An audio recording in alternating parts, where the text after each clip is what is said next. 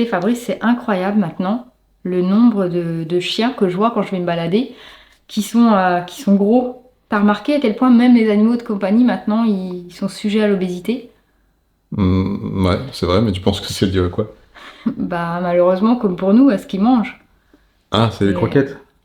Oui, c'est les croquettes. les, Ouais, les la croquettes nourriture industrielle. et la sédentarité, comme nous.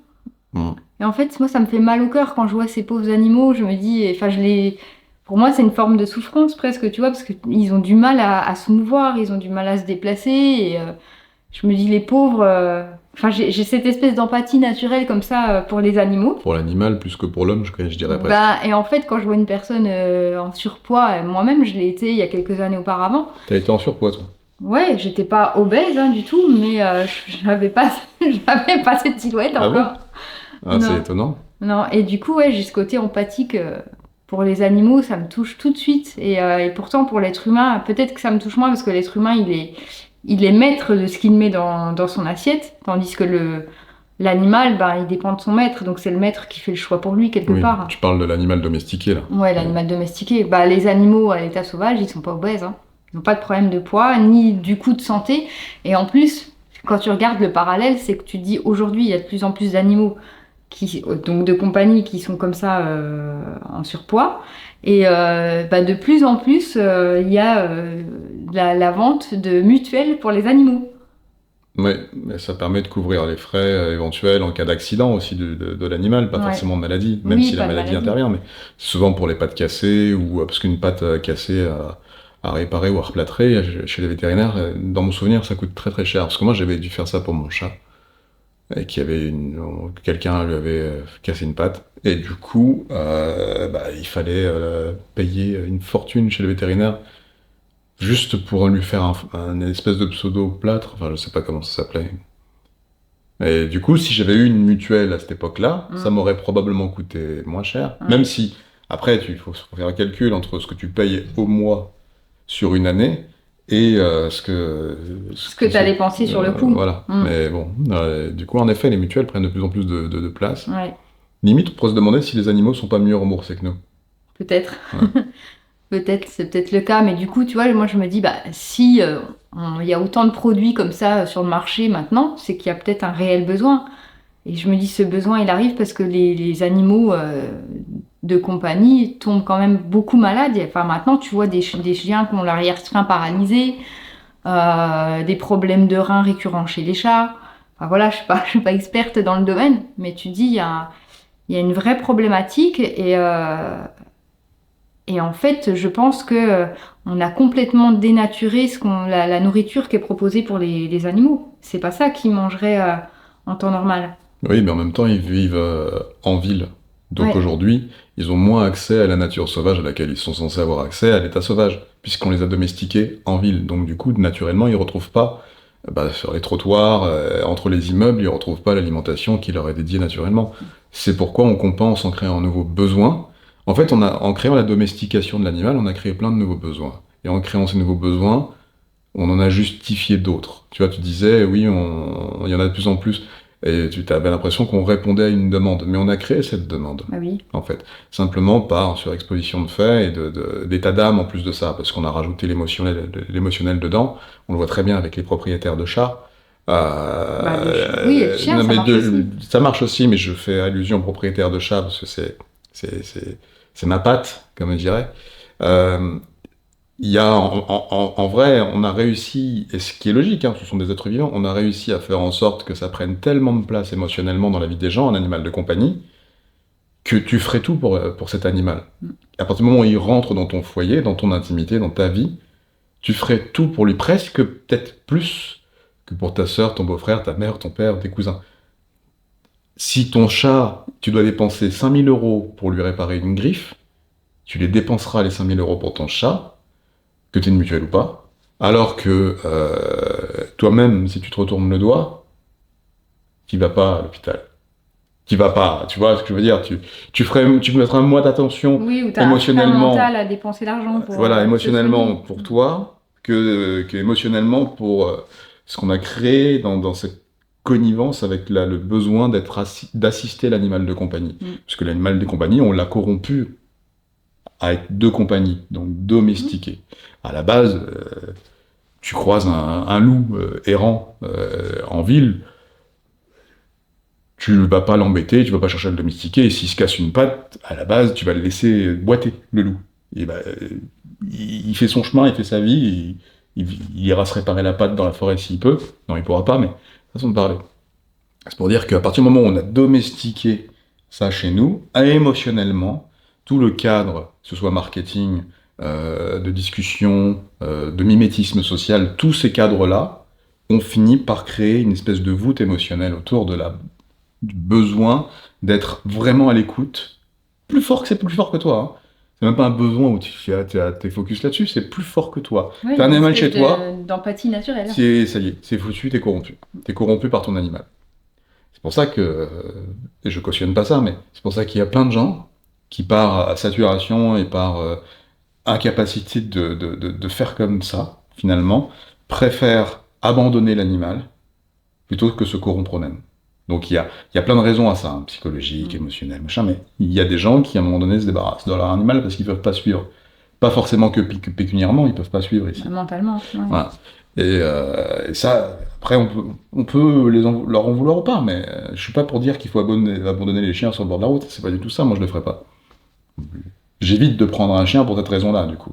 Parce que j'aime trop les animaux, et c'est pareil, j'ai beaucoup plus d'appétence, c'est pas le mot, mais j'ai beaucoup plus faut pas le dire, hein, ça sera coupé, mais si on le coupera pas, c'est pas grave. J'assume. Je suis beaucoup plus proche d'un animal que d'un humain sur le plan de ce que ça me provoque. Ça me provoque pas grand-chose. Moi, je suis pas doté d'émotions comme vous, les espèces de montées, de bizarreries que vous avez chimiquement dans votre corps quand un truc se passe. Moi, j'ai pas ça. Je suis pas les mêmes sensibilités. Donc, je comprends pas tout ce que vous faites quand vous faites des visages, des grimaces, des sourires. Je suis un peu à côté de mes pompes quand j'observe les scènes. Mais je respecte, vraiment. Cet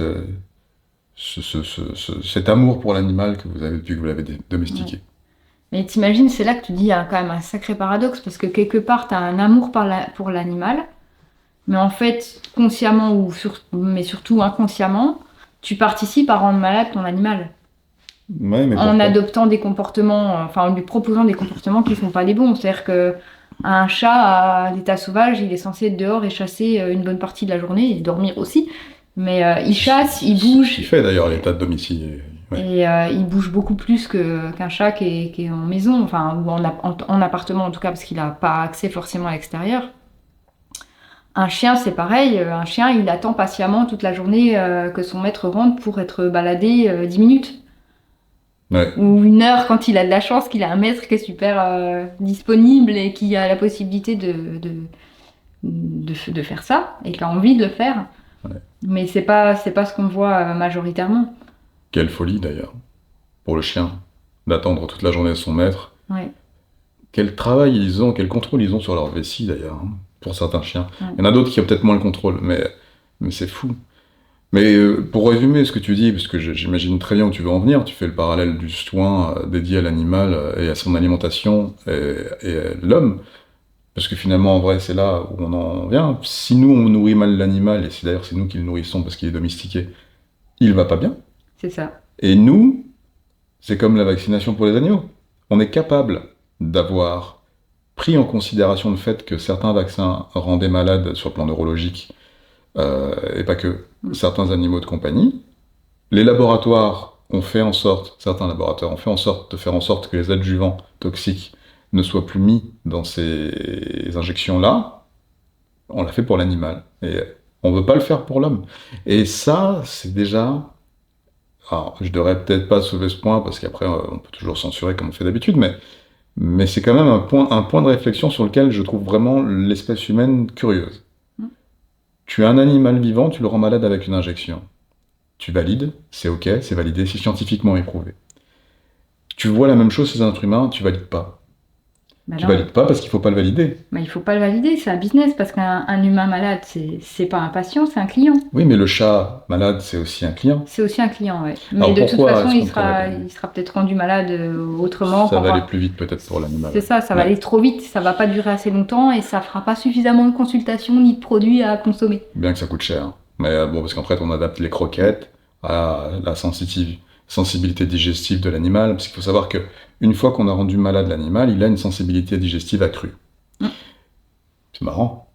Parce qu'une fois qu'on a rendu l'être humain malade, il a une sensibilité digestive accrue. Et le lien est toujours le même. Tout ça pour dire qu'en fait, en vrai, l'animal, pour le préserver, il faudrait qu'on le faire vivre le plus longtemps possible. Il faudrait qu'on lui redonne la nourriture pour laquelle il est fait, il est conçu à l'état originel. Ouais.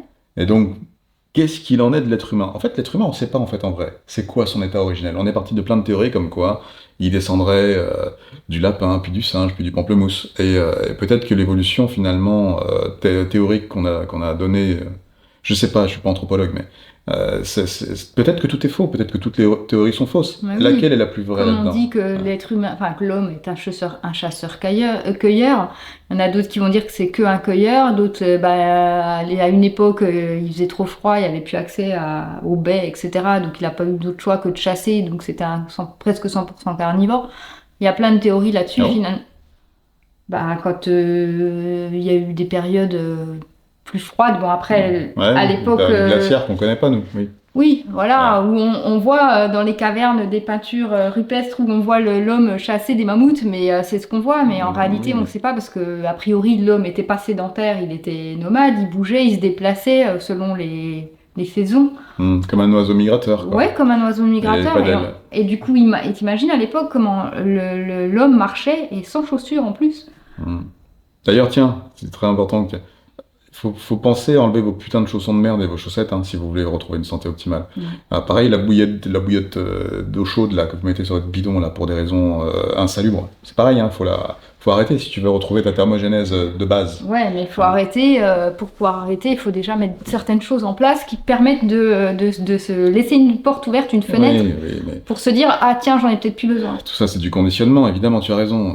On est conditionné à avoir du confort, de la chaleur, du froid, du tiède, et donc du coup, par conséquent... Au-delà du conditionnement, la bouillotte sur le ventre, elle est utilisée pour soulager une douleur qui est juste insupportable, que moi j'ai connue. Donc la bouillotte chaude, je connais. Aujourd'hui, c'est plus quelque chose que je fais sur mon ventre parce que j'en ai plus besoin, parce que je me suis laissé l'opportunité d'entrevoir une autre possibilité, d'ouvrir une porte et puis d'essayer quelque chose de différent. Et en améliorant mes douleurs, s'il n'y a plus de douleur à soulager, il n'y a plus besoin de bouillotte.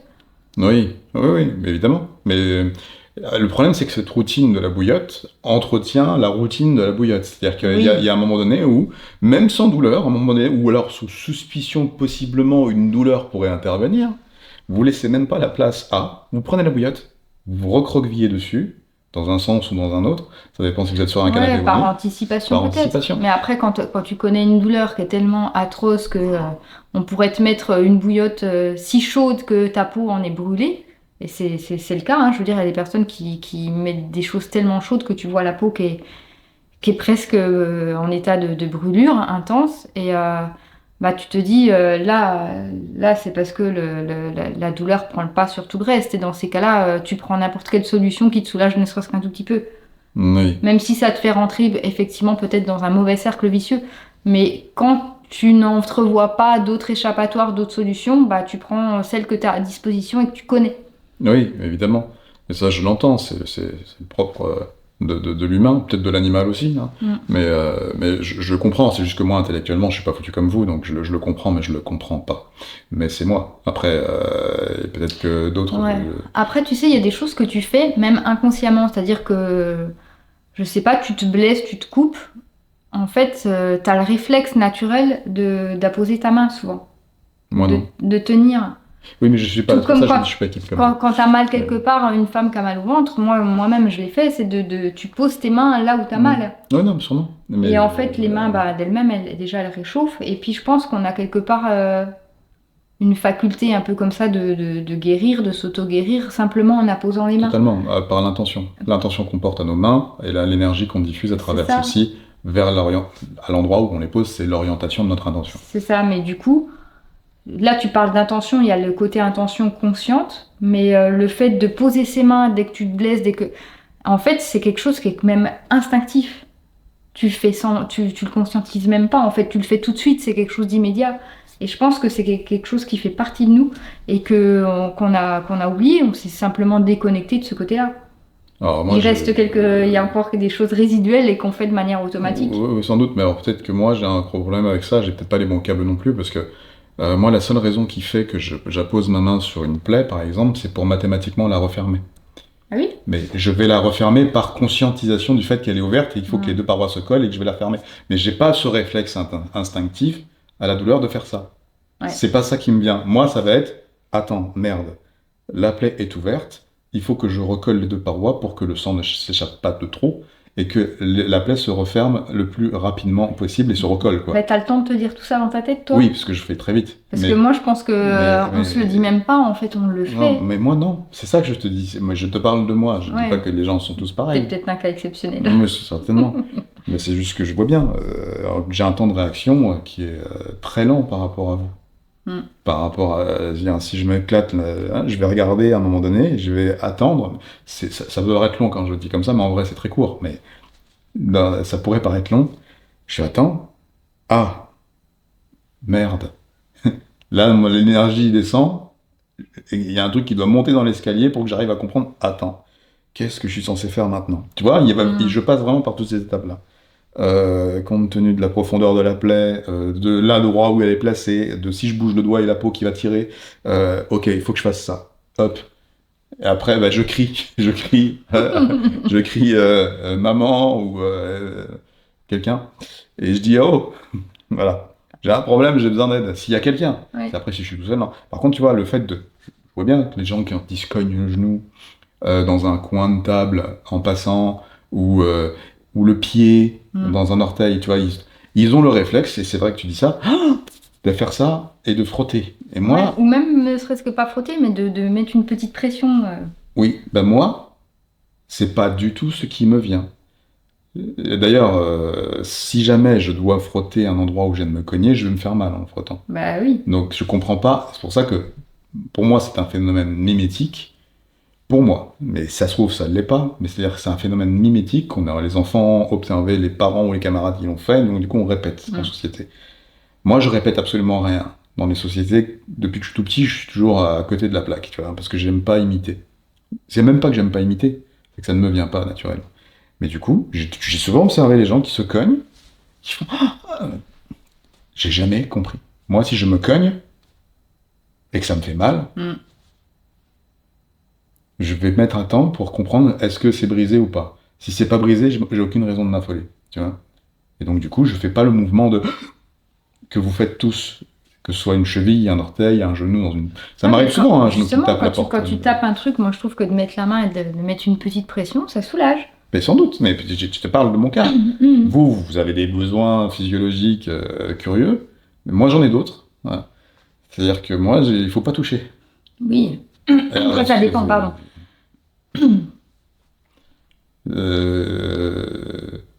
Ouais, mais j'ai une scène qui me vient en tête, mais je vais pas la raconter là. Mais bon, voilà, donc oui, alors, pour revenir, c'est peut-être mon côté très animal. Parce que regarde, tiens, on va dans l'humain et on repart sur l'animal. Je suis très animal, je pense au fond, dans ma façon de fonctionner, avec mon... De toute façon, je pense que tout le monde, ceux qui me connaissent le savent. Un animal, quand il se tape une patte contre un truc, il va crier, il va chouiner, mais il va pas prendre sur notre patte pour poser sur sa patte, tu vois. Il va chouiner, il va se demander si ça peut marcher, si ça peut continuer. Un chien ou un chat, il se lèche, ils font autre chose. Peut-être qu'il se lèche, en effet, peut-être que c'est une façon de mettre la patte dessus. T'as raison. Mais en tout cas, voilà, a priori, il y a des propriétés cicatrisantes dans la salive. Mais probablement que c'est étudié pour ça. Enfin, pas que c'est étudié. Ils ont été conçus naturellement de façon native, comme ça. C'est là qu'on en revient à un truc exceptionnel, c'est le pouvoir du corps humain. Le pouvoir du corps, en fait, même pas, je dirais le pouvoir de la cellule. Si on descend à une dimension infinie de l'image, je dirais même sur le plan quantique, sur ces fameux champs quantiques dont on parle de plus en plus, même si on n'y comprend rien, je pense que ça va être très difficile d'y comprendre quelque chose. C'est-à-dire, en tant qu'humain, de vraiment verbaliser un texte scientifique qui explique réellement ce que c'est. Parce qu'il y a plein de théories, il y a plein d'observations, Je pense qu'il nous faudrait un autre vocabulaire pour parler de ça. Mais pour revenir à ça quand même, sur le plan de la cellule, en fait, si tu laisses le corps faire, sans intervenir, Oui. il sait faire. Bah oui, Il sait tout faire. Et ton corps, sur le plan cellulaire, ton corps est plus intelligent que toi. Tu auras beau faire toutes les théories scientifiques du monde, toutes les expériences physiques, tout ce qu'ils font, leur laboratoire, leurs tests, leurs machins, leurs trucs. C'est très bien pour le côté pragmatique, palpable des choses mathématiques. Mais en vrai, laisse à ton corps l'opportunité de révéler son intelligence, il le fera. Et pour ça, il faut le laisser faire. Mais c'est ce que j'allais dire, parce que tu dis il sait faire, mais c'est à partir du moment où tu l'empêches pas, même en faisant certaines choses de ton quotidien, donc tu n'as même pas conscience qu'en fait tu le brides. Et comment tu le brides aujourd'hui? Tiens, tu pourrais m'expliquer comment on a fait pour brider nos corps humains aujourd'hui? Eh ben, en les polluant. En les alors, polluant de multiples façons, c'est quoi? avec ce qu'on mange, avec ce qu'on respire, avec ce qu'on boit, avec le manque de mouvement. En fait, toutes nos habitudes quotidiennes l'empoisonnent. Parce que on est rentré dans des modes de fonctionnement qui sont à l'antagonie de ce qu'un être ferait à l'état naturel, à l'état sauvage. Ouais. Du moins, oui. Ouais, pour moi, on s'est complètement déconnecté de notre nature animale, finalement, au point que tous nos comportements sont des comportements induits, suggérés, et plus des comportements naturels. On ne sait plus ce qu'on ferait en temps normal, on ne sait plus ce qu'on mangerait si personne nous disait quoi manger, on ne sait plus ce qu'on ferait si personne ne nous disait tiens, il y a un truc à la télé, ou monte dans ta voiture, parce que tu dois aller travailler toute ta journée, parce que de telle heure à telle heure tu dois rendre des comptes. Tu vois, en fait, quelque part, tous nos comportements sont complètement tronqués par la civilisation dans laquelle on évolue, on grandit. Ouais. Ouais, totalement. Mais ça nous coupe de notre nature profonde. Du coup, la pollution, donc tu n'as pas tout cité, mais la pollution qui nous coupe de notre réel potentiel de guérison, c'est l'alimentation, c'est l'environnement, c'est les gens qu'on côtoie, c'est les énergies dans lesquelles on se situe. Parce que là, on parle du champ quantique, encore une fois, de l'énergie de la cellule en elle-même, oui, et on tout peut ça, parler de musique, de ce qu'on entend, on peut parler les vibrations du son qui est autour de nous. Évidemment, les vibrations ne sont pas perçues que par nos tympans, hein. Elles sont perçues par l'intégralité de nos cellules. Bah oui, je pense que notre corps est un peu comme une antenne, en fait. Notre corps est une antenne, est doté de multiples antennes. C'est-à-dire que chaque partie de notre corps, ou même chaque cellule, dispose de ses propres types d'antennes. Et c'est là que c'est intéressant, et que j'aimerais bien pouvoir explorer un jour ces choses-là, avec peut-être une autre façon d'élaborer et de parler de ces éléments, mais pouvoir vraiment le toucher du doigt, non, du coup, c'est pas possible, mais vraiment rentrer dans une phase d'exploration totale. J'ai touché beaucoup de choses du bout des doigts, mais je peux pas l'expliquer, et c'est ça qui me manque, en fait. Pouvoir, tu vois, le verbaliser, en fait, ça n'a aucun sens de parler de ce que j'ai vécu, parce qu'il n'y a pas de mots identifiables dont la valeur pourrait correspondre à ce que vous comprendrez, vous, en écoutant parler. Simplement, on peut faire certains parallèles, justement, toujours avec l'animal, parce que l'animal, lui, d'autant plus quand ce sont des animaux sauvages, ils sont encore pleinement connectés à leur nature divine, j'ai envie de dire. Et tu sais, je repensais à ça quand il y a eu le tsunami, la vague du tsunami qui a été une catastrophe en Indonésie. C'était à Phuket. À Phuket, enfin voilà, dans cette zone-là du monde. Il y a beaucoup d'histoires qui racontent que certains animaux sauvages étaient déjà partis. S'étaient déjà éloignés de la côte bien avant que la vague ne déferle. Et donc finalement, eux, ils savaient, parce qu'ils ont cette reliance-là, ils sont encore connectés à leur instinct, et ils pressentent les choses. Et je pense que nous, on est capable de ça, c'est juste qu'on s'est coupé de ça. Et moi, c'est quelque chose que j'ai expérimenté et que j'ai trouvé juste... Quand je l'ai vécu, ça m'a paru tellement incroyable, c'était comme magique, tellement tu peux pas croire que ça existe, mais pourtant ça l'est, et c'est pleinement en nous. C'est que quand j'ai changé d'alimentation, parce que j'ai commencé par là, après j'ai fait plein d'autres choses, mais le premier pilier sur lequel j'ai travaillé, c'était sur l'alimentation. Au bout de quelques mois, ça allait très très vite en fin de compte, il s'est passé plein de choses dans ma vie où je sentais, je pressentais, j'avais des visions, j'avais des rêves prémonitoires. Les animaux, je sentais leur présence, les animaux sauvages. C'est-à-dire que je me balade face à la mer, je te dis, je commence à dire dauphin, il y a un dauphin à ce moment-là. Je peux pressentir la présence de biches en me disant attention, il va y avoir des biches qui vont traverser. Comment je sais qu'il va y avoir des biches à ce moment-là? J'en sais rien, mais je le pressens. Et tu te dis, mais en fait, c'est incroyable. Comme nous-mêmes, on est capable de ça. Ouais. Mais on a été tellement coupés de nos capacités à cause de justement de tous ces polluants qui nous brident. C'est vraiment ça. C'est C'est vraiment. ça, mais c'est pour ça que je dis souvent développe ton super pouvoir. Mais en fait, en vrai, on va le voir comme un super pouvoir ou une super capacité. Mais en réalité, si tu enlèves ce qui nous bride, elles sont là, ces capacités-là. Elles sont plus ou moins maîtrisables. Moi, par exemple, t'as vu toutes les capacités que j'ai, mais je les maîtrise absolument pas. Le fait de savoir qu'à 270 km/h, là, comme par hasard, il faut que je descende à 130. Personne ne me le souffle, et pourtant je le sais qu'il faut le faire.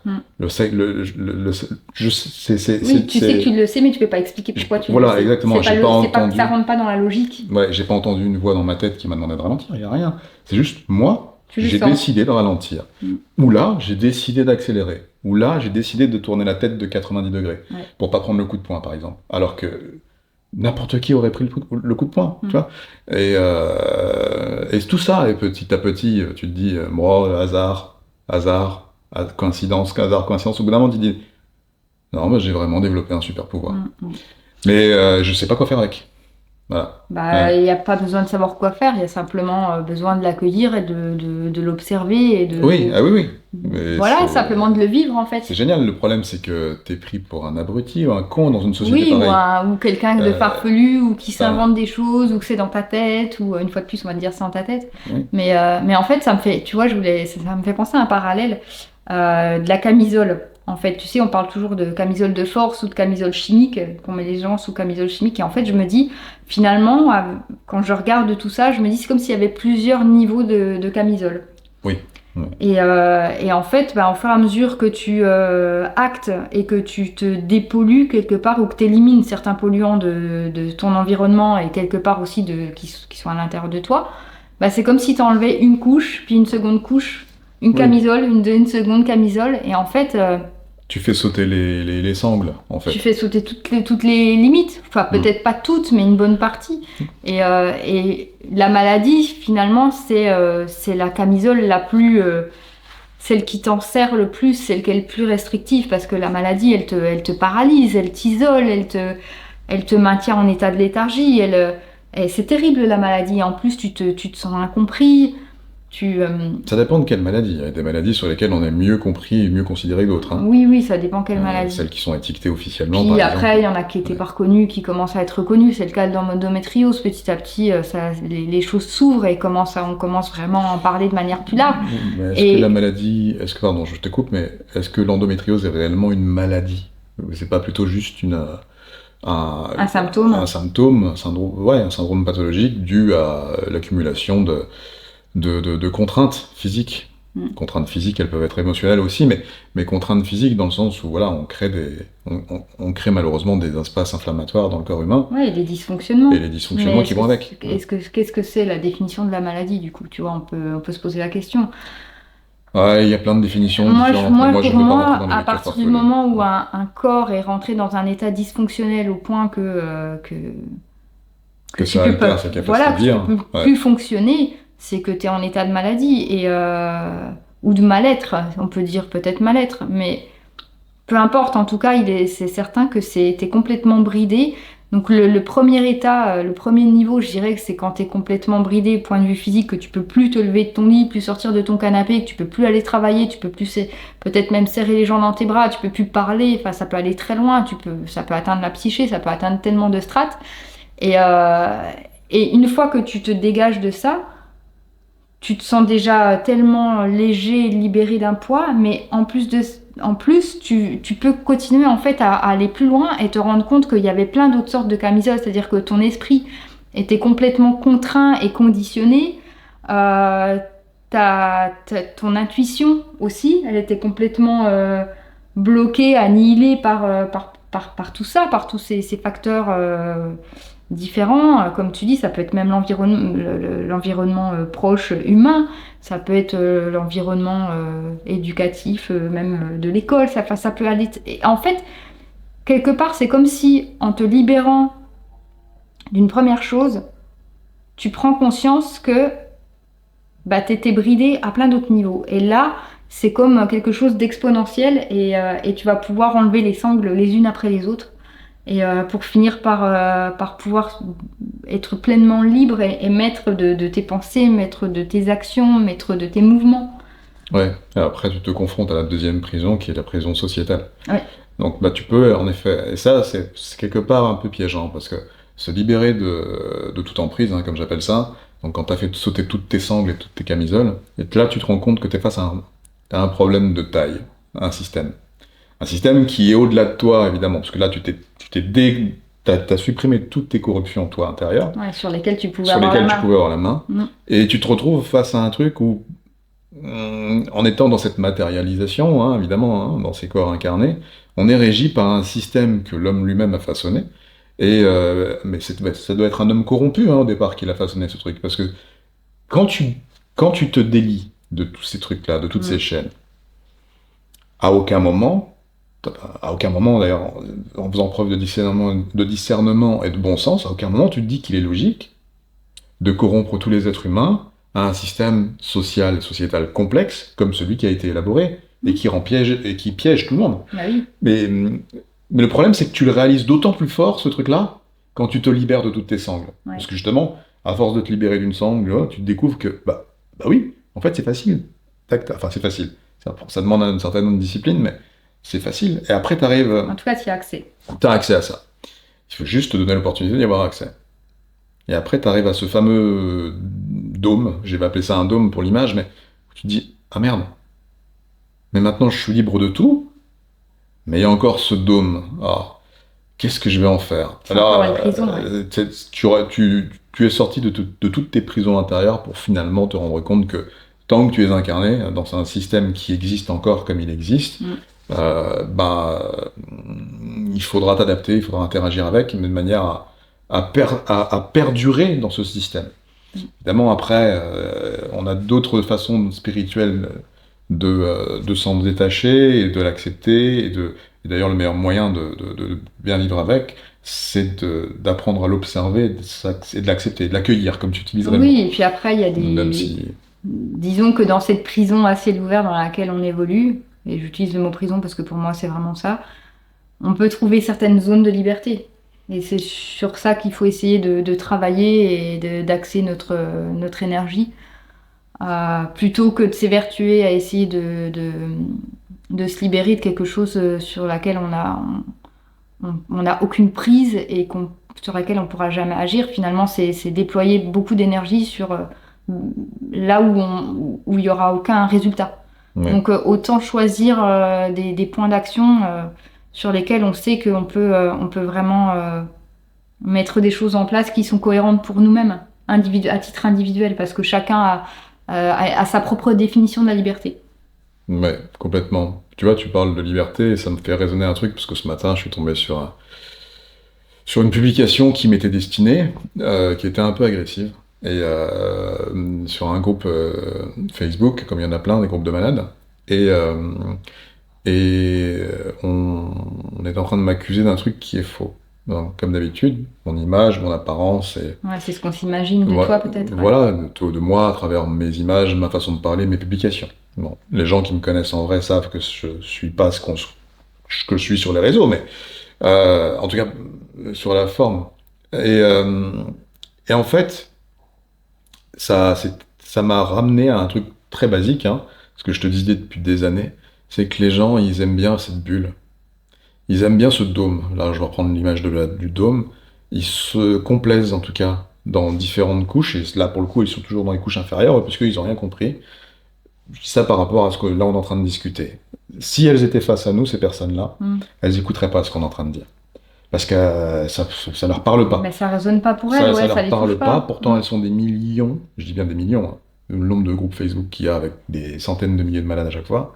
Elles sont des millions à se complaire dans cette prison intérieure qui est l'attente d'un médicament, l'attente d'une guérison miraculeuse ou l'attente. Mais pendant cette attente, elles subissent non seulement le temps, mais aussi elles subissent les influences. Les influences de ces mêmes autres personnes qui sont elles aussi dans l'attente. Oui. Mais du coup, Qui se personne... conforte, tu veux dire, Oui, là-dedans? il y a une complaisance extrême qui se crée dans ces groupes et dans ces associations aussi. C'est pour ça que je suis pas...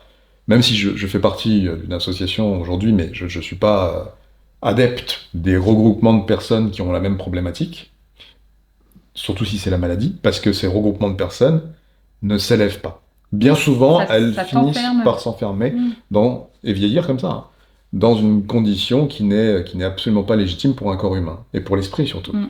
Et cette prison, ces différentes couches de prison, il y en a qui aiment vraiment rester dedans, et il n'y a rien à faire. Tu auras beau leur montrer comment soulever la couverture, comment attraper le coin, et faire ce simple geste, mouvement, pour pouvoir enlever la couverture, il n'y a rien à faire. Ce sont des personnes qui vont t'insulter librement, peut-être même t'accuser, peut-être même porter plainte contre toi, librement, parce que leur condition, leur cloisonnement intellectuel restera là. Oui, il n'est pas en adéquation avec Voilà. ce que toi tu vis ou t'expérimentes. Exactement. Alors que tu sais, tu sais, mille fois que tu peux les aider. enfin, là, tu parles par exemple de groupes de malades, mais même à l'échelle de la société complète et du mode, enfin, Ouais, j'ai c'est là envie que de je voulais dire, en venir. la société moderne et du système de travail, d'avoir des heures imposées, etc., etc. Il y a plein de gens qui vont pas le vivre forcément comme une contrainte, et c'est en ça que je dis que la liberté, elle est très, c'est quelque chose de complètement subjectif. C'est-à-dire qu'en étant enfermé dans une prison, on peut se sentir dans une certaine forme de liberté, parce que si on perçoit pas ça comme une contrainte, bah finalement, si on perçoit pas comme une contrainte, tout va bien. C'est juste. Et tu sais, il y a cette expression qui dit bienheureux le simple d'esprit. Ouais. Et je suis pas en train d'insulter les gens et de dire qu'ils sont bêtes, pas du tout, c'est pas ça, c'est que simplement Bon, si, moi je peux le dire. Mais... de pas avoir conscience de la prison dans laquelle on évolue, finalement, ben, on a appris à fonctionner avec ça, à interagir au milieu de tout ça, et on se sent bien là-dedans, on se sent libre finalement, et quelque part, ben, on n'est pas malheureux. Ou on ne l'était pas, parce qu'aujourd'hui, il y a quand même un éveil qui fait que les gens se rendent de plus en plus compte que ce qui leur est imposé est pas logique, est pas naturel, et que ben, on les empêche de vivre pleinement leur vie de famille auprès de leurs enfants. Je veux dire, quand on est parent, quand on fait des enfants, c'est pour les voir grandir et passer du temps auprès d'eux et participer à leur éducation, alors qu'aujourd'hui, on nous empêche de ça. On met les enfants dans un centre, hein, dans une école, et puis toi, tu vas dans ton autre centre qui est ton entreprise. Et en fait, on grandit pas ensemble, on passe pas de temps ensemble, et le peu de temps qu'on a à disposition, on le passe devant des écrans, on sait même plus créer du temps de qualité. Enfin, je m'égare un peu, mais tout ça pour dire que la sensation de liberté, c'est quelque chose, c'est plus, au-delà d'être quelque chose de concret et de réel, c'est plus une sensation, une perception individuelle. Ouais, mais le problème, c'est que aujourd'hui, toi, tu me disais que tu as l'impression qu'il y a plus de monde qui comprend ça et qui s'ouvre à ça. Bah, qui commence à le comprendre. Et du coup, à mal le vivre. C'est aussi pour ça, je pense, que dans notre société moderne, il y a autant de personnes qui vont pas bien. Qui vont mal, qui sont déprimées, parce qu'en fait, ils se sentent... peut-être qu'ils n'ont pas mis le doigt sur ce qui les rend aussi déprimés, dépressifs, mal, mais qu'en fait, bah, c'est parce qu'ils sentent bien qu'il y a quelque chose qui tourne pas rond, il y a quelque chose qui est pas normal. Est-ce qu'ils le sentent bien et est-ce qu'ils est-ce qu'ils le sentent d'un point de vue, est-ce qu'ils l'ont conscientisé, ou est-ce qu'ils le ressentent genre comme une espèce de plume qui caresserait leur avant-bras? Tu vois, Ça dépend du degré de conscience et d'éveil de chacun. J'ai l'impression qu'il y a des... Moi j'appelle ça... Après c'est pas insultant, même si ça va sortir de ma bouche, donc forcément ça va l'être, mais les faux éveillés. Ceux qui te donnent l'impression qu'ils sont de plus en plus nombreux à s'éveiller, mais qu'en fait, en final, moi aujourd'hui, j'avais été comme toi, j'avais le même discours il y a quelques années. Je dis, ah, purée, finalement, il y a des gens qui s'éveillent. Aujourd'hui, avec le recul, je suis pas sûr. Ouais, mais tu Je crois pense pas qu'il y a des que... gens qui se réveillent par mimétisme. Oui, il n'y a pas... Ah oui, ok. C'est-à-dire que du coup, ça crée des faux éveillés, Ouais. des fausses conventions, des faux groupements, des faux groupuscules, je sais pas Ouais. comment dire, de gens qui ont trouvé un moyen de se sentir appartenir à un clan de référence, en ayant des discussions futiles ou vastes sur un sujet qui est la spiritualité, par exemple, hein, un sujet assez vaste, et qui finalement s'accordent à croire que cette illusion, c'est C'est la vérité. c'est la vérité. C'est la vraie vérité. Et alors qu'ils sont tous en train de se bercer d'illusions, encore une fois, avec des gens qui ne maîtrisent absolument pas leur sujet, pour la plupart d'entre eux. Et s'il y en a un seul qui maîtrise ce sujet, ce seul-là ne fera pas partie de ce groupe. Mm. Parce que il n'y a pas besoin de se réunir en groupe pour pouvoir être acteur de sa propre découverte, Mm. de sa propre exploration Oui. et de sa propre expansion, comme tu dis. Et même quand tu dis il n'y a pas besoin, c'est peut-être même au contraire qu'il faut s'émanciper de tout ça pour pouvoir accéder. Pouvoir avoir accès à ça plus facilement. Ouais, oui. Clairement, c'est comme quand tu disais se perdre en forêt, par exemple. D'ailleurs, le meilleur moyen de se trouver, c'est de se perdre. Bah, c'est ça. Et ça, il y en a beaucoup qui ont peur de ça. Mais c'est ce que j'allais te dire, c'est que ce que tu expliques, et moi je le perçois comme ça, c'est que finalement, tu es enfermé dans une forme de dogme. Et en fait, en sortant de ce dogme-là, tu te dis que tu t'éveilles, et en réalité, tu bascules dans un nouveau dogme. Mais je me dis, c'est pas un processus illogique dans la mesure où, quelque part, l'être humain a probablement besoin de repères, d'un cadre sur lequel s'appuyer pour pouvoir se sentir équilibré. Et finalement, quand il sort d'un cadre dans lequel il était, même si ce cadre était finalement restrictif, contraignant et dans lequel il s'épanouissait pas, il va aller chercher un autre cadre. Et si ce nouveau cadre ne vient pas pleinement à 100% de lui, en s'étant égaré et en s'étant, comment dire, complètement en ayant lâché tout ce qui peut être imposé, finalement, il va aller prendre des nouveaux repères qui sont à nouveau, eux, posés sur des préconçus, des idées préconçues. Ouais. Tu vois ce que je veux dire? C'est sous une autre forme d'un autre dogme. Oui, c'est encore une autre façon d'être sous emprise d'autre chose. C'est ça. Encore. C'est comme si l'être humain avait besoin d'être sous emprise pour exister. Et moi, par exemple, moi qui suis pas très compatible avec les êtres humains lambda, je vois bien que ma façon de fonctionner crée des heurts. C'est-à-dire que les gens sont choqués, surpris et mal à l'aise. Oui, puis il y a une incompréhension. Parce que je suis différent et parce qu'aucune règle ne s'applique à moi. C'est ça, t'es en roue libre. Autant sur le plan physiologique que psychologique, qu'émotionnel ou que physique. Je n'ai pas de règles, à part les règles de la pesanteur et de la gravité, et puis les règles liées intrinsèquement à la pathologie, ma maladie, du coup, qui est la mienne et qui me limite.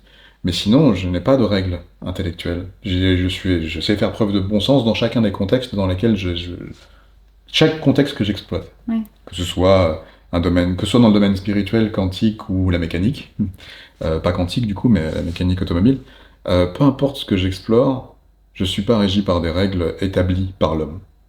Et c'est peut-être ma plus grande force, mais aujourd'hui, quelque part, je le vois aussi comme une faiblesse pour pouvoir correspondre à ça te une société comme celle que nous avons. Du coup, ce qui fait que tout ce que je propose a l'air de venir de la planète Mars. On me demande toujours quel est mon crédit sur les sujets que j'aborde, quelle est la science derrière ce que j'aborde, mais sur quoi tu t'appuies? Sur quoi je m'appuie. Mais je m'appuie sur ce que j'ai pu éprouver. Vraiment. C'est pas un mensonge, c'est pas illusion, c'est pas manipulation, c'est pas affabulation. C'est ce que j'ai éprouvé. Au sens figuré, enfin physique et palpable, qu'au sens énergétique et non palpable. Et donc, du coup, quand tu expliques ça à quelqu'un qui veut... Parce qu'on vit dans une société où tout est répertorié dans des fiches techniques, des rapports scientifiques et machin des trucs. Quand tu racontes ça à quelqu'un qui est régi par ces codifications-là, ça n'a pas de sens, ce que tu dis, parce que ce n'est pas étiqueté par quelqu'un. C'est comme le fait que j'ai une maladie qui n'existe pas. Elle est là, la maladie, mon corps est abîmé par cette maladie. Mais et donc elle est vraiment là, mais vu qu'elle n'est pas reconnue, j'ai pas de maladie.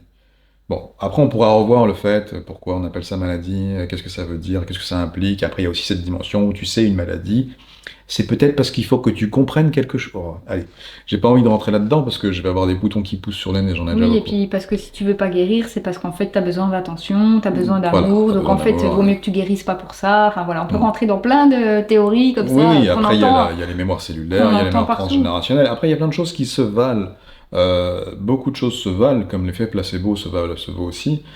L'essentiel dans l'histoire, c'est que chacun y trouve son compte et chacun y trouve sa libération. Si quelque chose fonctionne pour vous, peu importe la méthode, peu importe d'où ça vient, peu importe comment ça a été conçu, l'essentiel c'est que vous y trouviez un mieux, une amélioration.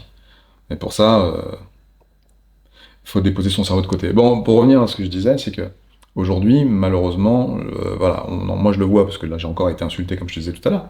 Enfin insulté, c'est un message insultant. Je me dis, c'est des gens.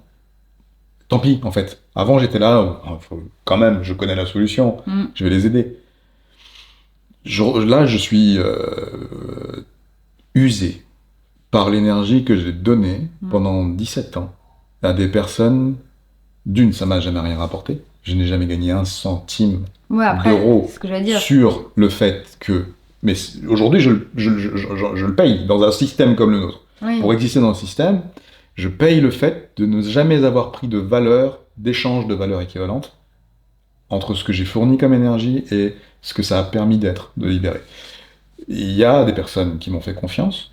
Ces personnes-là m'ont remercié à leur façon. Et aujourd'hui, je reviens sur le fait que j'étais obsédé par la santé. J'étais obsédé, parce que quand tu as un problème de santé que tu veux résoudre, tu deviens obsédé par ce problème. Enfin, a priori. En tout cas, ça a été mon cas. Et je me rends compte que 17 ans plus tard, à vouloir essayer d'aider des gens, parce que j'ai trouvé quelque chose, j'ai plus envie d'aider personne. J'ai plus envie d'aider personne parce que je peux juste être un provocateur de déclic, ce fameux électrochoc maker que je suis. Mais je pense que mon aide devrait s'arrêter là.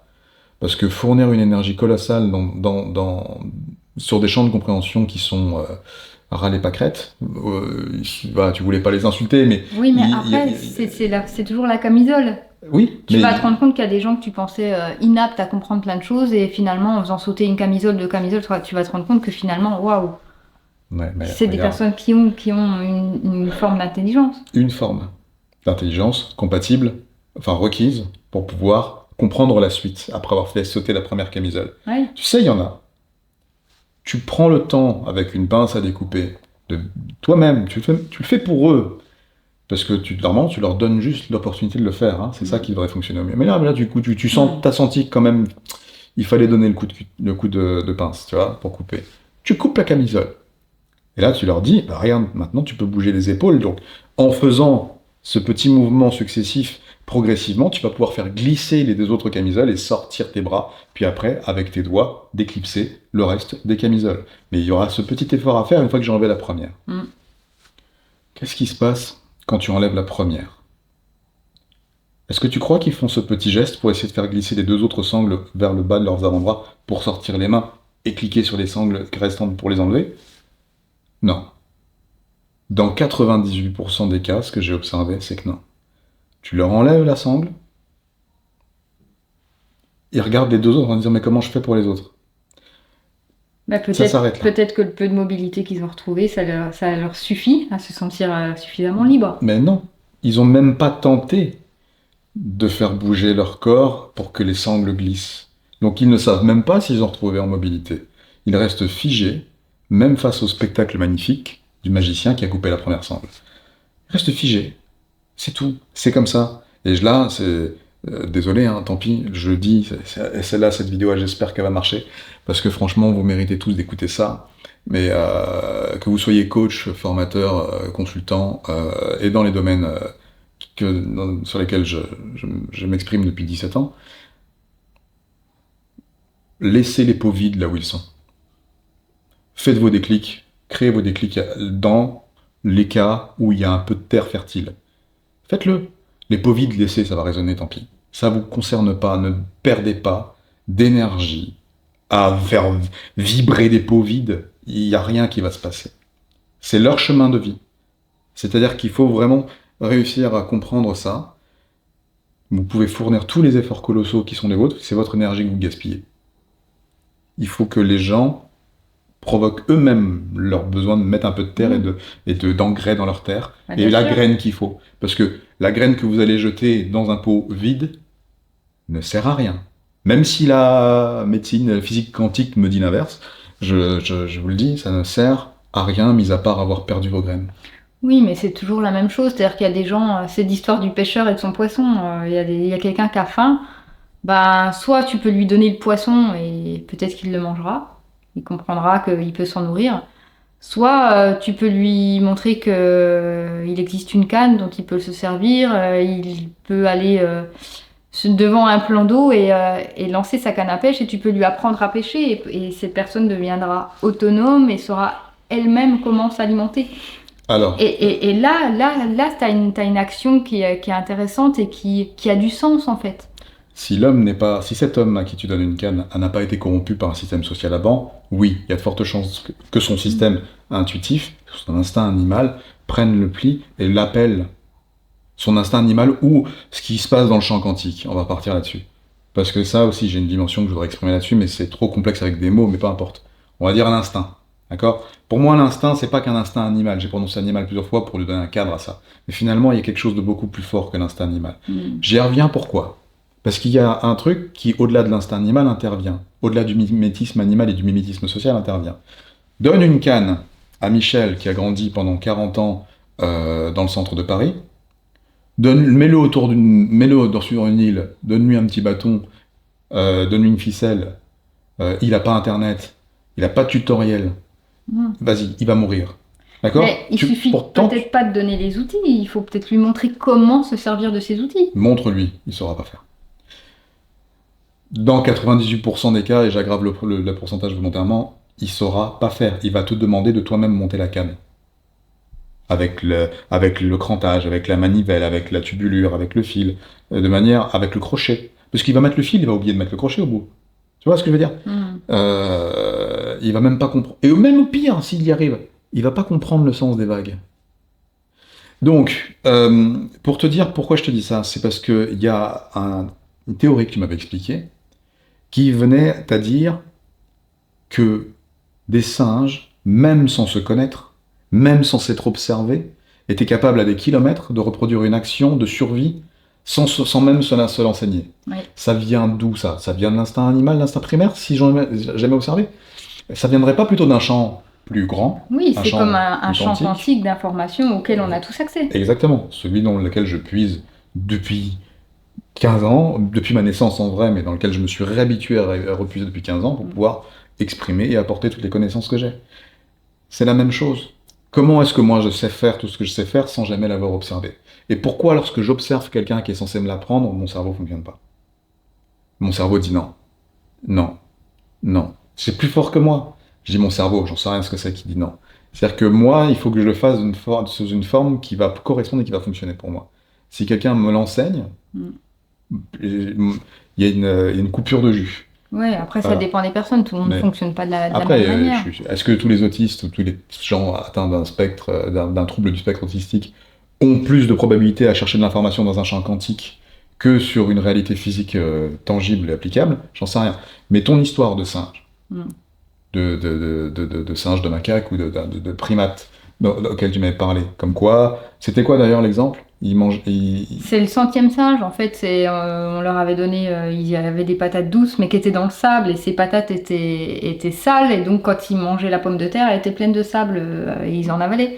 Donc il y a un singe qui a compris, qui a eu l'idée de le tremper dans l'eau, pour laver cette patate et pouvoir la manger. Et en fait, il y a par observation, ou voilà, par mimétisme, il y a les autres singes qui ont commencé à laver aussi leurs patates, etc. Et en fait, ce qu'on explique, c'est qu'à partir d'un certain nombre suffisant, qu'on appelle le 100e singe, mais en fait c'est pas 100, c'est un nombre, comme ça.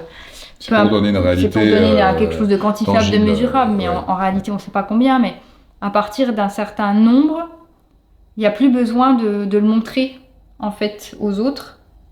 C'est comme si toute la masse, tout le groupe avait acquis la connaissance de manière intuitive et naturelle.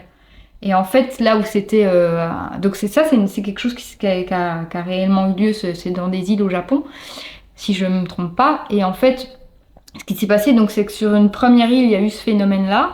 Et les chercheurs se sont rendus compte que sur une île voisine, où du coup, il n'y avait pas eu cet enseignement-là, à partir d'un certain nombre de singes sur la première île qui avaient mis en place cette façon de nettoyer leurs pommes de terre, sur la seconde île, tous les singes s'étaient mis à le faire comme ça. C'est comme si l'information s'était propagée instantanément, mais pas de manière matérielle. Il n'y a pas un singe qui a nagé entre les deux îles pour expliquer aux autres? Non? Il est à contre-courant? Non, je sais pas. Mais c'est intéressant. Si du moins cette histoire est vraie ou qu'elle a vraiment existé, c'est intéressant puisque ça converge vers l'idée que, voilà, comme moi, regardez toutes les synchronicités qui me servent à rien, c'est pareil, ça me sert à rien d'avoir ce super pouvoir. Tu vois bien. Je prononce un mot, il est prononcé. Je fais une phrase, elle est prononcée. Je veux dire, instantanément, à la seconde près, je déclenche des choses qui existent déjà, alors que je les ai pas observées avant. Comment expliquer ce phénomène? Mais tu sais, tu regardes ça même sur les inventions humaines. Il y a eu des inventions, mais incroyables. Les frères Lumière, voilà, il y a même des personnes qui disent que c'est pas eux qui auraient inventé en premier certaines choses, mais parce qu'en fait, on remarque même l'énergie libre qui est pas encore accessible aujourd'hui. Nicolas Tesla a travaillé là-dessus il y a plus de 100 ans. Et ben, en fait, on se rend compte qu'il y a plusieurs personnes qui ont eu la même idée, ou quasiment à la même période, mais aux quatre coins du monde. Ouais. Pourtant, ces personnes-là, à l'époque, il n'y avait pas le téléphone, ils se sont pas consultés, ils se sont pas dit, tiens, moi j'ai testé un truc, j'ai inventé une machine, j'arrive à faire ça. Ouais. Et pourtant, voilà, et pourquoi est-ce que dans des mêmes périodes, dans des mêmes laps de temps, il y a plusieurs personnes qui ont la même idée, la même invention, et qui arrivent à la matérialiser, à la créer? Parce qu'il y a encore cette histoire de champ auquel on n'a pas accès. Enfin, on a tous accès. Tu me dis l'énergie libre, on n'y a pas encore accès, mais elle est là. Elle est là, mais c'est juste qu'on ne sait pas. On ne sait pas quoi en faire. C'est pas qu'on ne sait pas quoi en faire, c'est peut-être qu'on n'est pas encore autorisé à l'utiliser pleinement avec dans toutes les possibilités qui existent. C'est ça, c'est comme mon super pouvoir. Mes super pouvoirs, ils sont là. Je suis visiblement pas encore autorisé à m'en servir. Je comprends rien à ce qui se passe. Mais ils sont là. Mais Comment tu peux expliquer qu'en simplement faisant une phrase à quelqu'un, est-ce que, après on peut dire oui, mais regarde, c'est le son de ta voix, c'est les hertz, c'est la fréquence, oui, d'accord. Ma voix, elle est synthétisée par les cordes vocales qui vibrent dans le fond là-bas et qui renvoient dans ma cavité bouchale la vibration qui va faire que ça va agir sous cette forme-là. J'ai pas analysé mon truc, mais comment tu peux expliquer qu'une simple phrase de ma bouche, sans rentrer dans un état d'hypnose, peut faire en sorte que cette personne qui m'écoute déclenche l'exactitude du truc qu'il faut qu'elle déclenche pour toute sa vie, à ce moment-là? Comment c'est possible? Je ne fais pas exprès, c'est complètement intuitif. D'ailleurs, tu l'avais remarqué, quand je rentre dans cet état-là, quand je suis sous l'influence d'une certaine substance transparente, c'est plus fort que moi. Je ne réfléchis plus. Tout ce qui me vient est irréfutable, indébunkable. Je veux dire, c'est impossible. Oui, c'est pas quelque chose que tu intellectualises, ça vient pas de ton cerveau. Du coup, ça viendrait pas de mon système nerveux. Alors tout le monde est en train d'étudier les neurosciences. C'est pareil. C'est super les neurosciences quand tu veux l'appliquer dans une salle de classe. Ça serait comme de l'information que tu récupères du champ quantique et toi, en tant qu'antenne, tu es capable de le capter et de le rediffuser avec ta bouche et tes cordes vocales. Voilà, mais est-ce que c'est le champ quantique ou est-ce que c'est ce que, comme les médiums, tu sais, qui sont canaux, il y a quelqu'un qui leur parle, j'en sais rien. Tu vois, qu'est-ce qui est vrai là-dedans, qu'est-ce qui est juste? Qui affabule et qui raconte n'importe quoi et qui dit vrai? Peut-être que tout le monde a raison. Il y a plein de vérités, hein.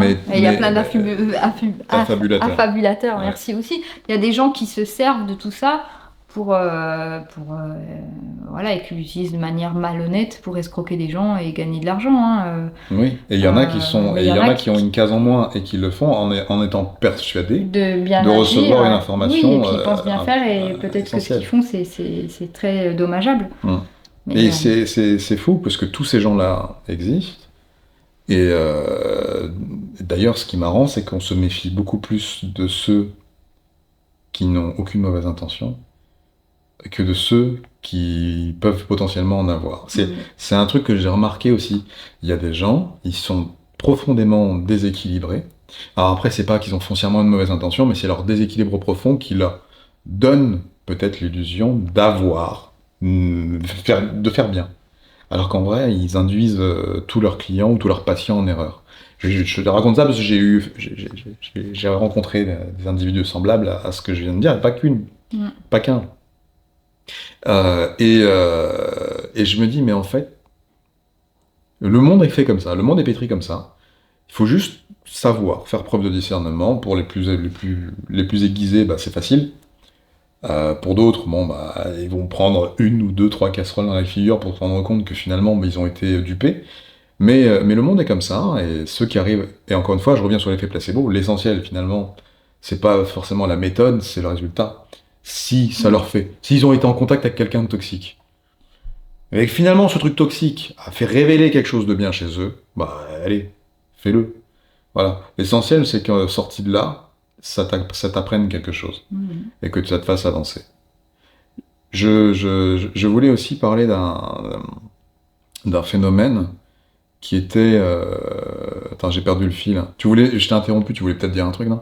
Bah, je sais plus non plus. Je sais plus non plus. L'idée est partie. Mais c'était un rapport avec les thérapeutes, médiums, et médecins. Peut-être qu'on pourra tout ce qui refaire était une autre. en énergie. On pourra avoir une autre discussion. Oui, on pourra faire une autre vidéo. Revenir sur ce sujet-là parce qu'il est vaste et qu'il y a sans doute beaucoup à dire. Ouais.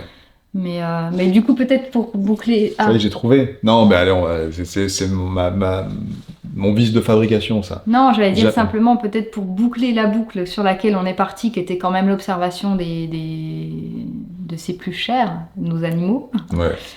Parce que ça nous touche, on est beaucoup à être touchés par ça. Bah, finalement, on devrait prendre le temps d'observer les animaux à l'état sauvage, d'observer les animaux à l'état domestiqué, de faire peut-être quelques constats et de pouvoir transposer ça sur nous-mêmes pour pouvoir comprendre ce qui dysfonctionne et quels comportements seraient sans doute les meilleurs à adopter pour nous-mêmes et à mettre en place, comment acter, quoi faire pour obtenir un résultat différent pour nous et puis sortir d'un état d'inconfort, de maladie, de souffrance, Ouais. Il y a cette fameuse phrase qui dit que, je sais plus si c'est Einstein qui dit ça, c'est si tu veux un résultat, en gros, si tu veux un résultat différent, en gros, si tu fais toujours la même chose, tu peux pas espérer avoir un résultat différent. Voilà, c'est ça. C'est ça. Je me souviens. C'est peut-être pas les bons mots au précis. Mais l'idée est là, c'est ouais. ça. Et c'est véridique. Le chat, je reprends le chat parce que tu l'aimes bien. Le chat, c'est un truc que je comprends pas, mais je t'ai observé, et je me dis, c'est vrai quand même, il y a un mimétisme félinois là-dedans. Mais quand le chat s'étire, quand le chien s'étire même, parce que j'avais Tiger s'étirer aussi, et j'observais les étirements, j'observais les postures, cette fameuse posture du chien tête en bas d'ailleurs, qui est reprise au yoga. Finalement, le chat, finalement, le yoga, je sais pas exactement comment c'est né, mais il doit y avoir probablement une influence animale dans cette histoire, parce que les postures, finalement, qu'on a élaborées de mieux en mieux, de plus en plus aujourd'hui, à juste titre ou pas, j'en sais rien, en fait, quand tu regardes certaines postures, c'est vraiment un animal qui s'étire, qui s'étend, qui va chercher à gauche, qui va chercher à droite. J'ai déjà vu mes animaux faire ça. Et maintenant, on voit les humains faire ça. Sur des tapis de yoga, on les voit, ils étirent un peu les côtelettes, un peu les autres côtelettes de l'autre côté, ils étirent vers l'avant, vers l'arrière. Mais j'ai vu mon chat faire ça. J'ai vu mon chien faire ça. Maintenant, l'homme se dit, tiens, on va en faire un truc. Ok. C'est intéressant pour soi. Je pense que le yoga, c'est pas quelque chose que tu devrais exploiter. C'est mon avis. Collectivement. Je pense que c'est une hérésie de le faire, même si aujourd'hui, c'en est un business qui fonctionne comme ça. Et qu'il faut le faire collectivement. Mais ce n'est que mon retour, à moi, j'ai mon observation. Aujourd'hui, on est tombé dans le monde va tellement mal qu'on recherche l'équilibre à travers on veut pallier à nos déséquilibres à la recherche d'équilibre. Ce qui est logique, tout le monde fait ça. Mais dans le yoga, c'est d'autant plus révélateur. Je te dis la vérité, alors tu vas me dire tout le monde va mal. Ok, tout le monde va mal. Patricia, Noémie, Brigitte, la voisine, le chat, le hamster, le lapin, ils vont tous mal. Parce qu'ils sont dans un système, soit dans lequel ils ont pris conscience que le système ne leur correspond pas, ce que tu disais tout à l'heure, le fait de faire ce constat, tu te dis, attends, qu'est-ce que je fous là? Donc c'est une lutte perpétuelle avec toi-même. Oui, parce c'est ce qui amène à l'état de burn-out. Tu sais burn-out. pas comment t'en émanciper. Ouais. Et oui, c'est ça en fait, tu dis, mais attends. Tu sais pas comment interagir avec ce monde qui t'apporte une contrainte illogique et trouver un état qui te correspond et en fonctionnant. Voilà, c'est ça. Tu oscilles en permanence comme ça. Du coup, ça crée des contrariétés, des contraintes physiques, intellectuelles, et physiques, notamment par les fascias qui viennent se rigidifier, se contracter. Ce qui fait qu'à un moment donné, libérer les tensions à travers le yoga, ça a du sens. Ça a du sens. Mais le problème, c'est que les professeurs de yoga qui essayent de donner des cours Mm. à leurs élèves, et il y en a de très bons de professeurs de yoga, sur le plan sur le plan qualitatif du cours, il y en a qui valent vraiment beaucoup plus la peine que d'autres d'assister à leurs cours. Soit par leurs explications, soit par la manifestation des postures, soit simplement parce que vous vous sentez peut-être plus proche et plus compatible avec cette personne que d'autres. Mais moi, ce que j'observe, et évidemment mon œil malade est toujours en train de faire ça, je fais pas exprès, c'est à quel point, si ces personnes-là arrêtaient de yoga, ces personnes-là mourraient à l'intérieur. Mais pas que à l'intérieur d'ailleurs. Ce sont des gens qui n'ont pas d'autre choix que de rechercher l'équilibre, pour pallier à leur déséquilibre profond, pour pouvoir survivre dans ce monde. Mais c'est permanent, tu leur enlèves ça, elles ne savent plus faire autrement. C'est un champ d'observation qui est pour moi évident sur toutes les personnes avec qui j'ai eu l'occasion de discuter. Je me dis, mais c'est foutu. Pardon, mais la vérité de ma bouche sortira comme celle-là, c'est mon observation. C'est foutu. Et quand tu prends le yoga et que finalement tu te déportes un peu, tu prends tel thérapeute, tel thérapeute, tel thérapeute, tu te dis, mais c'est la même merde chez quasiment chacun de ces Ouais, individus-là. après c'est relatif parce que finalement, qu'est-ce que la santé? Est-ce que la santé, c'est pas finalement de trouver une forme d'équilibre autant mental, physique, physiologique? Mais oui, mais il faut... Et j'ai envie de dire, chacun mettra en place les outils qui seront bons pour lui pour atteindre cette forme d'équilibre. Il sera sans doute toujours perfectible cet équilibre, mais T'es vraiment génial. mais voilà, même si tu dis c'est des gens qui sont foutus, ok, mais quelque part au moins ils ont fait quelque chose, ils ont trouvé une solution qui leur est propre pour pouvoir atteindre une certaine forme d'équilibre qui est le leur. Oui, mais ces gens-là sont infréquentables. Bah, Ah, pourquoi? Ouais, ouais, Alors, non, ce sont des gens ça infréquentables. dépend pour qui. C'est Et très bien moi, s'ils moi apportent du bien, personnellement, mais- je me suis mise au yoga depuis quelques années maintenant. Et je trouve que c'est une discipline très complète, qui est très douce, d'autant plus quand on est souffrant, pour commencer au moins à remettre du mouvement dans le corps. Je trouve que c'est une première étape qui est très bonne, même si c'est pas suffisant et que faire des squats, porter des poids, soulever 57 kilos, ça a été une expérience incroyable pour moi et qui m'a apporté un mieux-être de façon rapide. Vraiment, je pensais pas que je pourrais atteindre ces paliers-là en quelques semaines. Et donc voilà, finalement, le constat que j'ai fait, c'est que le mouvement, c'est quelque chose d'essentiel. On le fait pas assez, même moi, hein, je suis feignasse, des fois j'ai envie de rester dans mon canapé, et c'est tellement plus facile que de se bouger, de se mettre un pied au cul, d'enfiler ses baskets et de se dire allez, j'y vais. Mais en tout cas, quand on est dans un état de souffrance extrême et que le moindre mouvement est une lutte, pour ma part, le yoga, ça a vraiment été une étape qui a été salutaire.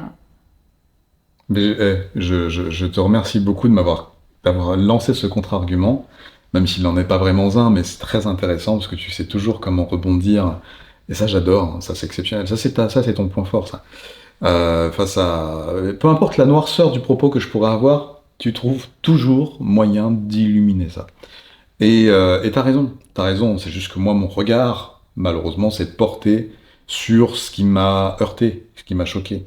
J'arrive pas à concevoir que quelqu'un qui va moins bien que toi te donne du bien. Je n'arrive pas à le concevoir, mais c'est ma vue, c'est Oui, ma mais vision. comme personne ne va bien Mais c'est aujourd'hui, ça le problème, c'est c'est que que... finalement, Ouais. chacun a sa propre douleur, sa propre souffrance sur une sphère, et ça veut pas dire qu'il n'est pas capable de t'apporter à un Sur autre un niveau. autre niveau, bien sûr. Mais c'est juste que Mm. effectivement, là où il faut être faut garder en fait son sens critique aussi, c'est de se dire, ben, est-ce que ce que m'apporte cette personne, c'est vraiment bénéfique pour moi, ou est-ce que c'est quelque chose qui en fait va m'enfermer dans une mauvaise compréhension des choses C'est ça. et m'amener dans une direction qui finalement, sur le coup, je peux penser qu'elle est bonne pour moi, mais en fait, je vais à nouveau m'égarer et perdre du temps, perdre de l'argent, perdre de l'énergie.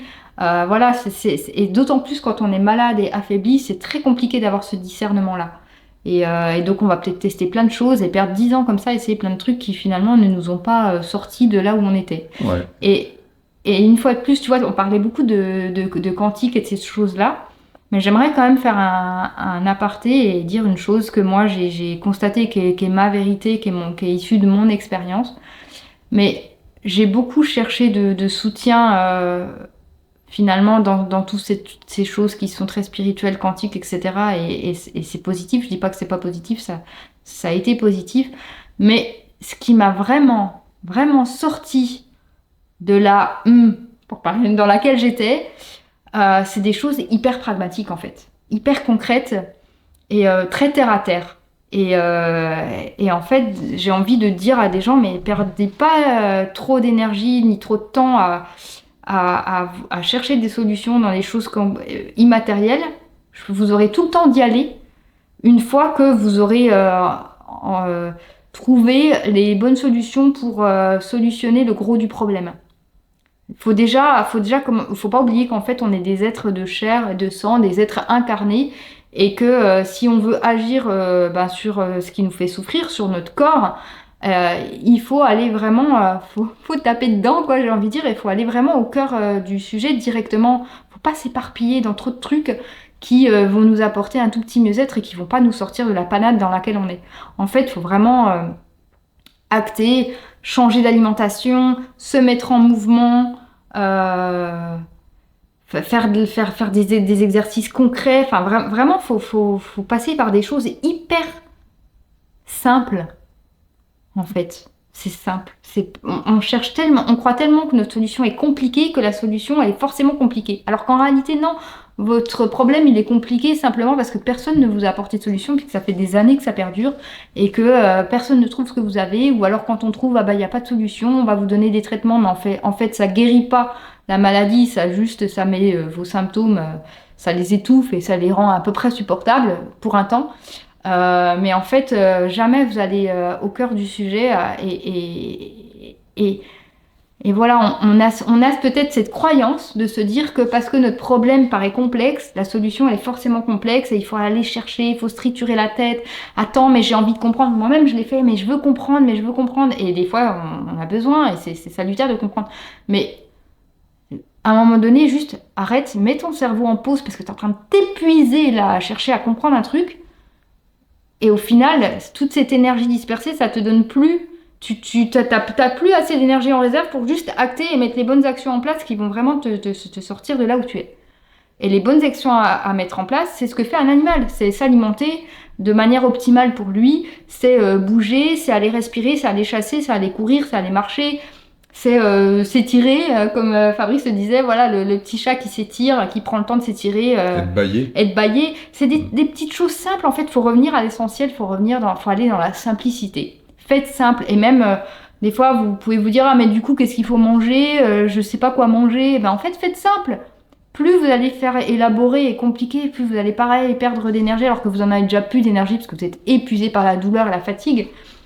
Faites simple, prenez des pommes, croquez dedans, et si vous n'arrivez pas à les digérer, vous pouvez les cuire. Mais prenez des légumes, prenez les choses les plus simples, les moins transformées. Plus c'est simple, plus c'est brut. Plus c'est simple, plus ça marche. Et plus ça fonctionne. Voilà, et vous aurez des résultats, excuse-moi. Non, c'est pas grave. Vous aurez des résultats incroyables. Moi, je les ai eus, ces résultats incroyables, après 20 ans de souffrance, et jamais j'aurais imaginé pouvoir avoir accès à ça. J'étais résignée, je me disais, c'est foutu, je vais juste devoir vivre avec cette maladie et la supporter et essayer de vivoter. Et du coup, j'envisageais même plus de possibilité d'avoir une vie de rêve en fait, et d'être femme et de pouvoir me dire mais peut-être même certaines se disent mais je pourrais jamais obtenir ce poste là parce que c'est un poste à responsabilité et puis que si je dois m'absenter parce que je souffre tous les mois ou je souffre presque tous les jours, ça va pas être compatible. Mais en fait